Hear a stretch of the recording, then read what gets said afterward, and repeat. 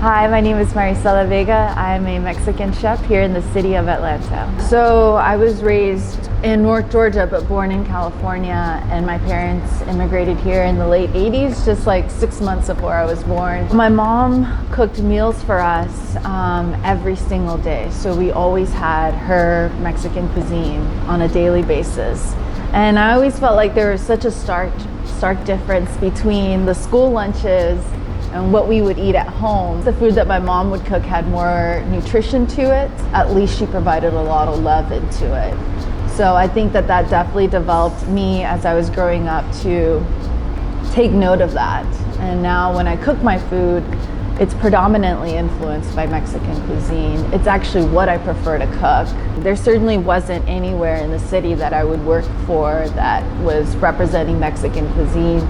So I decided to create my own pop-up where I had my own rules and outlook on what Mexican cuisine looked like. And it incorporated creating decolonized cuisine in the sense that we were primarily doing plant-based, all only locally sourced food.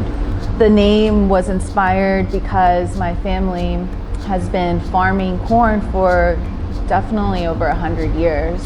And as I looked into really the philosophy of corn, it traced back to, of course, indigenous culture. So I was able to find a goddess, Chicomecōātl, and she took on different forms throughout indigenous culture. It really spoke a lot to me just how powerful one piece of agriculture that was able to go from a piece of grass into the crop that it is now, all of that being manipulated over 1,000 to 2,000 years by indigenous people without this much technology. It just speaks volume to the power of food. I think I was 27 when I started Chicomecōātl, so it has definitely evolved. It will always continue to evolve. So to me at that point, decolonized cuisine was embracing sovereignty, food sovereignty. And how do you create that though? By empowering everybody to feel as though they can actually grow food. So I think as anybody, if you have some sort of platform and you're a chef, because this is my field, it is your obligation to dig deeper into the roots of your food. Corn will always be the staple of my cooking.